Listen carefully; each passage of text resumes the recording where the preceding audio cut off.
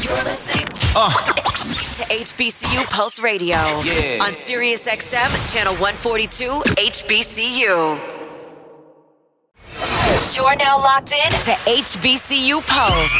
We are the #1 outlet for HBCU life, talking about everything that's important to our culture, from on-campus issues to politics and what's trending on the yard. We always keep that same energy. Don't touch that dial.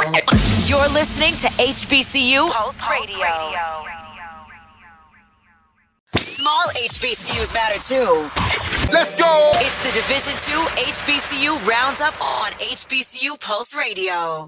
What's going on, everybody? This is Randall Barnes, the founder of HBCU Pulse and the host of HBCU Pulse Radio here on SiriusXM Channel 142 HBCU, in the building for another special edition of the show on today, where we have a lot to talk about. First and foremost, we're talking about Division II HBCU football, and we're recapping the season for the SIAC and the CIAA, where history was made in Division II. You can't sleep on us because we're making it happen. And also, to end off the show, we're going to briefly talk about Tennessee State University getting a $250 million investment from the state of Tennessee. That's not really an investment. It's more of repayment. But nevertheless, we'll talk about that a little bit later. Let's start off with the CIAA and congratulating the 2022 CIAA champions, Fayetteville State University, who beat Chowan University 31-28 in a super compelling matchup that honestly was one of the best I saw all season from any of the HBCU conferences. I honestly did not know how this game was going to go. The game was won on a last-second field goal, and Fayetteville State got the championship that has eluded them the past few years because Bowie had a dominance over the CIAA, and they always seem to come out with the championship in the end. So Fayetteville State finally got their first championship in this era that's been dominated by Bowie. Fayetteville had a super strong season. They went 9-3, and they had a berth in the Division II playoffs, where they unfortunately lost to Delta State University in the first round. Their only conference loss came to the red-hot Virginia Union Panthers in a close 31-28 contest, almost just like the CIAA championship. And we sort of wanted this matchup in the CIAA championship, but we didn't get the opportunity to have it. But the game, Virginia Union versus Fayetteville State, earlier in the season was back and forth. You had Fayetteville State that jumped out 14-0 on Virginia Union, but Virginia Union battled back in the game to tie the game 14-14 in the first quarter, and they just traded leads back and forth. It was such a compelling matchup that ended up with Virginia Union being victorious. We all thought, I thought that this was going to be the CIAA championship, with Virginia Union winning the CIAA North and Fayetteville State remaining dominant in the CIAA South. But Chowan University beating Virginia Union, then going on to beat Bowie, who Virginia Union beat in another epic matchup. Chowan University won their division by beating their other division rivals, and then went on to meet Fayetteville State in the CIAA championship. So we did not get the opportunity to see the rematch between Virginia Union and Fayetteville State University. It would have been dope, but Virginia Union definitely deserves to have a spotlight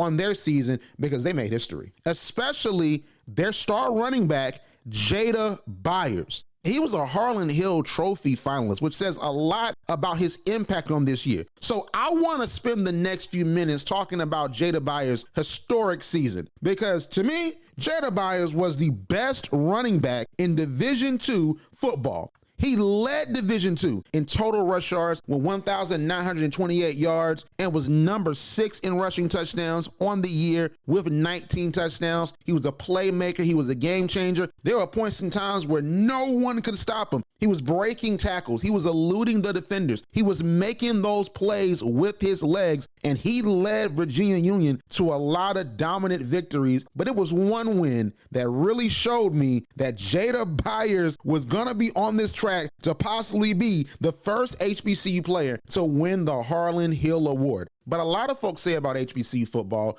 strength of schedule is a problem. HBCUs can't win out of conference games. So how can we have a player that can get that national buzz over other conferences? Well, guess what? Virginia Union did the impossible. What seemed impossible for a lot of us in recent memory, Virginia Union beat Valdosta State University. Mind you, The Valdosta State University that Virginia Union faced just went to the Division II National Championship and lost to Ferris State University. The Valdosta State University they faced has been a dynasty in Division II. The Valdosta State University they faced has a 60-6 record against HBCUs. And only 3 HBCUs have beaten them in history. Albany State University beat them in 2004 and in 2017. And then you got my Wildcats, Fort Valley State University, beat Valdosta State University 3 times. But it was a little bit of time ago. They beat them in 1985, 1998, and 1999. But Virginia Union beat Valdosta State University in 2022. And also, here's another bit of history. Before Virginia Union's win, no CIAA opponent had beaten Valdosta State since Valdosta's football team was established in 1982. They were 8-0 against CIAA opponents, including their Division II National Championship win in 2012 over Winston-Salem State University, 35-7. Valdosta State University messed up HBCU history. Winston-Salem could have been the first HBCU to win the Division II National Championship. Messed up history, all right? But Jada Byers said, don't worry, I got you. He rushed for 319 yards on 32 attempts and got 3 rushing touchdowns to lead Virginia Union University to the 45-40 win over Valdosta. He rushed for more yards by himself than Valdosta as a team. He rushed, like I said, he rushed for 319 yards. Valdosta rushed for 202. So one man, one HBCU running back rushed for more than a whole entire team. It was multiple players rushing. It wasn't just one person. Jada Byers was him. Jada Byers definitely deserved to be in the Harlan Hill Trophy race. We have to make sure that we continue to preserve this game in history and preserve this historic season that Jada Byers had in history, because there's no doubt in my mind that he was the best running back in Division II football. So I'm excited to see what happens to Virginia Union and where they go from here. Like we said, they did not win the 2022 CIAA championship. And I know that has to haunt them a bit. So I think that they're going to come back, they're going to retool, and I think they're going to be right back up at the top. But I would say don't sleep on Bowie, because Bowie is the dynasty in the conference. They'll be back. But that is it for the CIAA wrap-up. Shout out to Jada Byers. Coming up next, we're going to be talking about the SIAC with my guy, Tuskegee alumnus, D2 HBCU football. So make sure to stay tuned. You're listening to HBCU Post Radio. HBCU. They know just who we are. Post Radio. What's going on, everybody? Welcome back to HBCU Pulse Radio. This is Randall Barnes, the founder of HBCU Pulse and the host of HBCU Pulse Radio on SiriusXM, in the building to talk about my football conference, the SIAC. You know, Big Fort Valley graduate, so we got to talk about what's going on in the SIAC. A lot of great, interesting, historic football. So if I'm talking about the SIAC, I got to bring my guy in. D2 HBCU football, a proud Tuskegee alumnus in the building. How you doing, man? Man, I'm doing great. How about you? Man, I'm great because I'm talking about SIAC football, and I'm just excited, to bring, the talk of SIAC football to SiriusXM and bring it on this platform. You have Box to Row, Donald Ware that talks about it, but it's exciting, for us to talk about it, because I think that based on the Twitter spaces we have and the things we talk about in our SIAC Talk Twitter spaces, we have a lot of different diverging viewpoints. So let's go on and get into it. So how did you feel about this SIAC football season? I feel as a whole, the conference took a step forward to where the conference once was a while back. You look back over the year, especially when it comes to our out-of-conference schedule, we picked up a couple of wins over the GSC, Tuskegee over West Alabama, Albany State over Mississippi College. You also saw the SIAC really compete with the SWAC. After all the hype and all the media attention that was given to the SWAC about, where their talent level was, to see schools like Miles, who was 1-9 this year, go toe-to-toe with Alabama State to see Lane, go toe-to-toe with Arkansas Pine Bluff, and then ultimately beat in OVC Tennessee State. And these teams weren't even in the conversation about winning the conference. See Albany State go toe-to-toe with Florida A&M, who you can argue should have been the FCS playoffs. So I think overall, we had a winning record against the CIAA. There's a lot of talk about the CIAA being better than the SIAC. I stand firm that that's not true. It's our proximity to the GSC and our proximity to play SWAC schools in the conference kind of dilutes what we do out of conference. So a lot of that gets lost in translation. But overall, I feel good. I think we have great coaches in the conference, and I'm just looking forward to what next year will hold.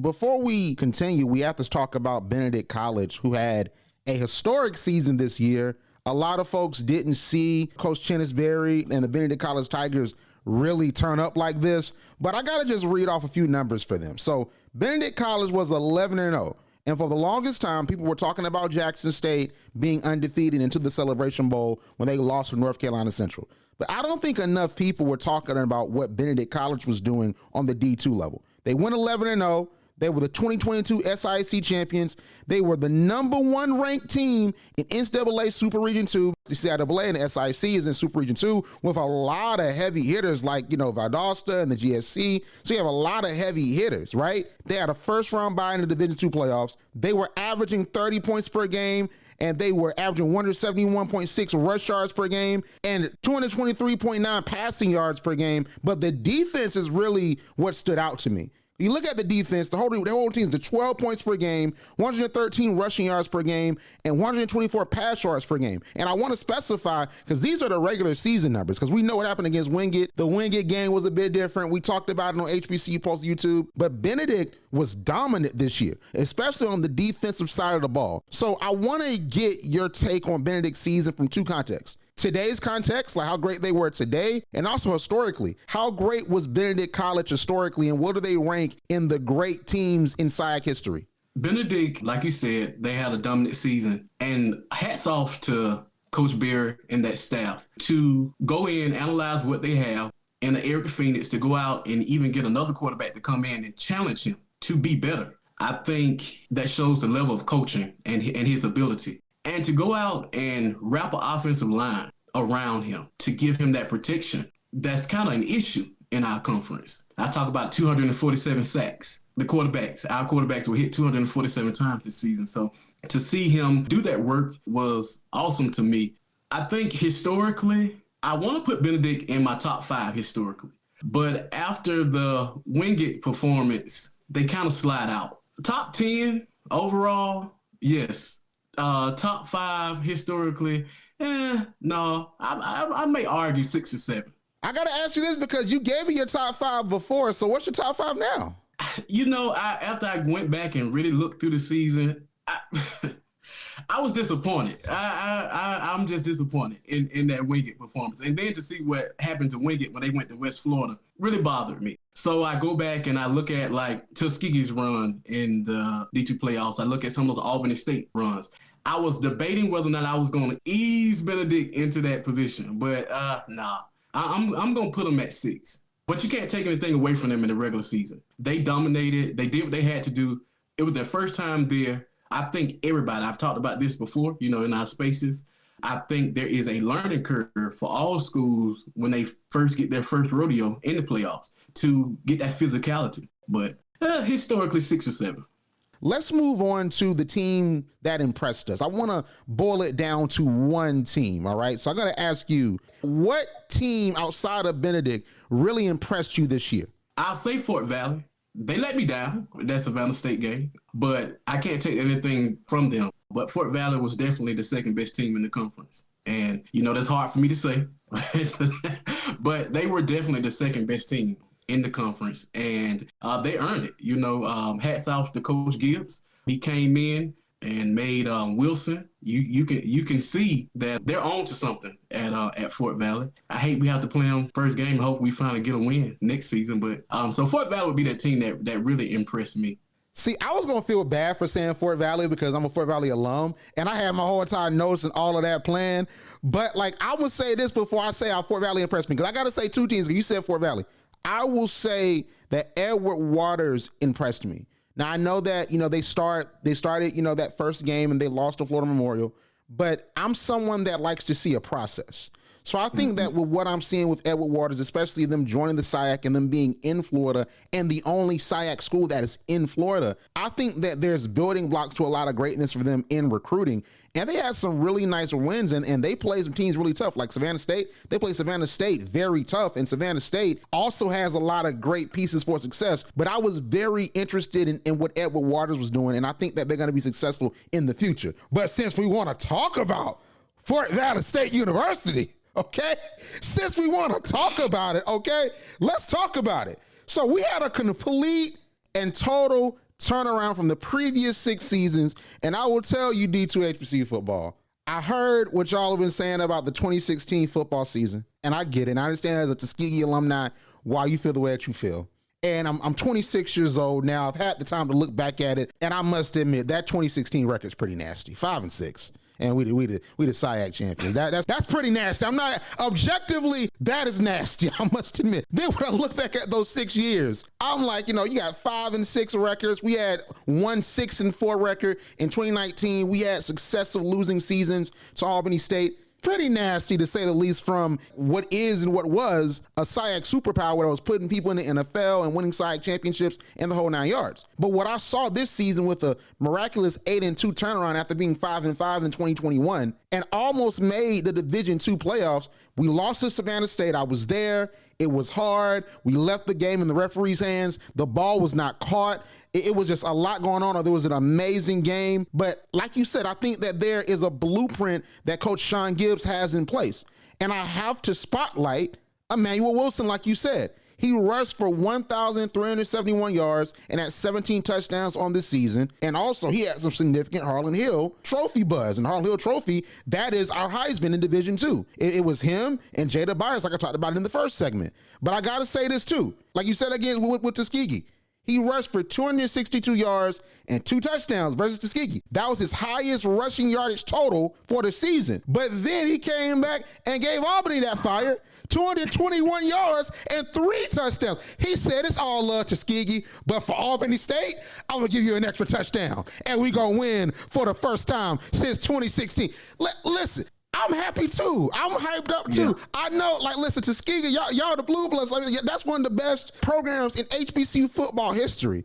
But Fort Valley won this year, okay? Yeah. So we going to talk about it. We going to talk about it. I feel that 100%, but like I said, just not be biased because we both said Fort Valley. I think, like I said, Edward Waters, we really got to watch out for Edward Waters because I think they're going to be very good in years to come. And I saw a lot of great building blocks. But let's give some way too early SIC football predictions because we're ready for the 2023 season. I know I am. I am excited. I'm ready to see what's going on. We have some new coaches in the conference. Benedict is still there. Fort Valley's still there. Tuskegee, y'all bringing in your new head coach. Y'all made the SIC championship. So I'm excited to see what's happening. So I want to get your way too early predictions, just some thoughts on what this next season is going to hold. Tuskegee Fort Valley SIC Championship game 2023, rematch of the Red Tail Classic 2023. So whoever wins that game, we'll see each other in the championship game. I know the Benedict fans are going to be mad at that. For me, the reason why I don't put Benedict back in that game, I will change when I see them first game because I'm a little iffy if that magic can happen on the offensive line again. Getting those grad transfers in there, you can live and die by that. If Benedict comes back with another strong offensive line again, Chennis Berry is the offensive line god, okay? He is the guru. Everybody needs to just stop, pay him. He needs to get a class, a clinic, and just pay all the coaches in the conference to learn what he does on the offensive line, okay? So I'm putting that out there, but for me, it's hard to get the offensive line to gel. I think this was just a magical year for them. But if he does it again, I will almost say Benedict can kiss him goodbye because if he does it again, man, that's going to be something. I'm way less bullish on Benedict than you are because I think that Benedict makes the SIC championship and then it's going to be Fort Valley, Albany, or Tuskegee that is right next to them. I'm so impressed with what I saw from Benedict. I don't think that there's going to be a championship hangover because of Coach Chennis Berry. I think that he is a great motivator. I think that he knows what to say and knows what to do. I think he knows how to get his guys' head in the game.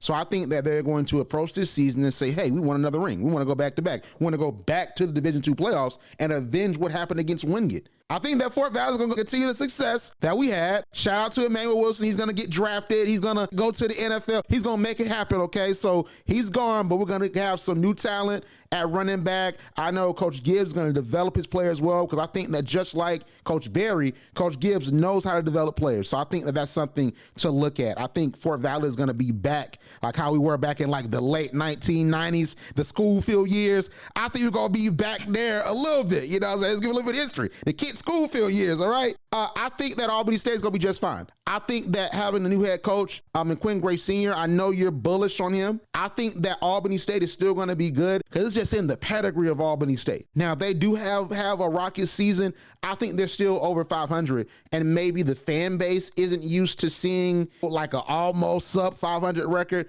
but I think they're going to be just fine because it's still Albany State. And Albany State, they know how to get some guys down there. So I think that they're still going to play hard in the conference because that's just in their pedigree. And I think that some sneaky picks that I think could mess up some of what we're trying to do. Maybe, they beat a Tuskegee or a Fort Valley. Maybe that Benedict's first loss. I don't know. I think Clark Atlanta and Edward Waters. Just saying. I think that they're going to be really sneaky in 2023 and really mess up some brackets and mess up some picks. Because like I said, what I saw from Edward Waters, especially on the offensive side of the ball, I think that they're going to get some heavy hitter recruits and they're going to be a problem in the conference. And you have Coach Willie Slater that is down there at Clark Atlanta. In Atlanta, he finally has a full recruiting cycle and he has a season to really rebuild and see what worked and what didn't and make that team in his image to show he still has it. I think that Clark Atlanta is going to be really scary.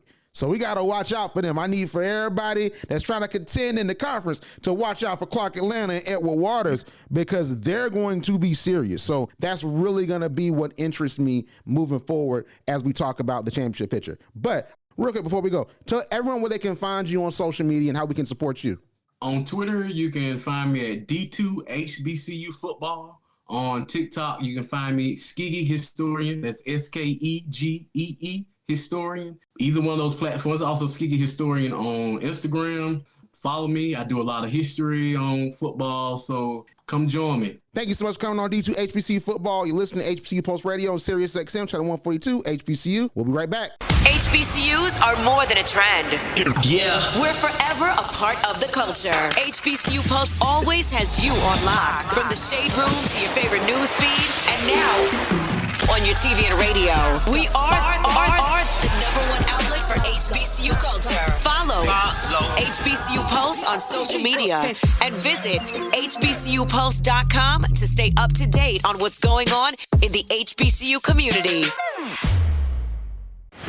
You're listening to Randall's Thoughts on HBCU Pulse Radio.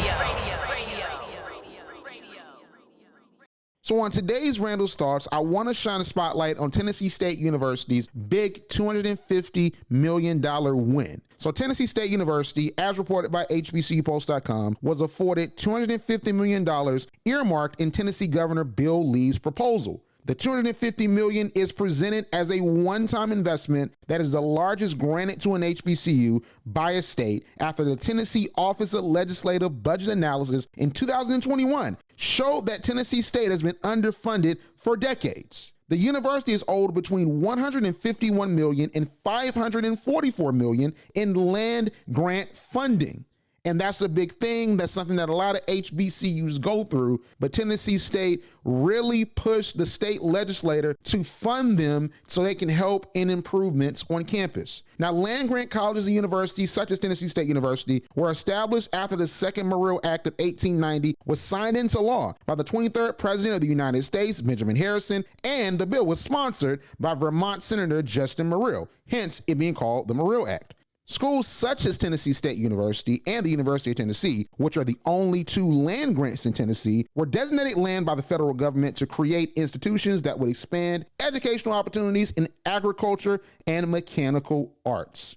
But one big thing about the Second Morrill Act of 1890 is that it specifically designated that the state would match the funding given by the federal government to land grant institutions. And you only have two of them. HBCUs with land grants like Tennessee State did not get equitable dollar-for-dollar funding, and their predominantly white counterparts would get more money than the HBCUs. Now, what's really interesting is that the General Assembly of Tennessee created a 75-25 funding method for the land grant money, where the University of Tennessee got 75% and Tennessee State was supposed to get the rest. Now, that already is an interesting split. However, Tennessee State never got that money. And that was what the Office of Legislative Budget Analysis found out in 2021, and that's why they estimated that the money that was owed to Tennessee State University was between $151 million and $544 million, and it very well could be more. This is a big win for Tennessee State University, and I applaud Tennessee State University for really pushing their state legislator to give them what they're owed, and they're still owed more. I think this is a great model for HBCUs to follow, such as my HBCU, Fort Valley State University, in getting what is owed. It's always an argument about what HBCUs aren't doing. It's always an argument about what HBCUs should be doing. But we have to look at the economics of collegiate life, and we have to understand that HBCUs have not been given a shot at an equitable amount of money to improve our programs, our infrastructure, and our institutions overall. And we have to go get our check, as Dr. King eloquently stated in one of his final speeches at Manchester College, where he specifically talked about land-grant universities. Our government was giving away millions of acres of land in the West and the Midwest, which meant that it was willing to undergird its white peasants from Europe with an economic floor. But not only did they give the land, they built land-grant colleges with government money to teach them how to farm.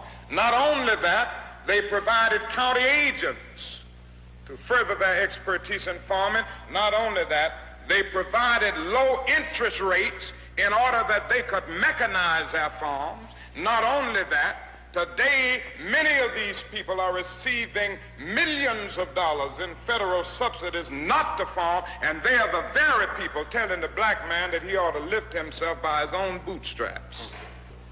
And this is what we are faced with, and this is the reality. Now, when we come to Washington in this campaign, we are coming to get our check.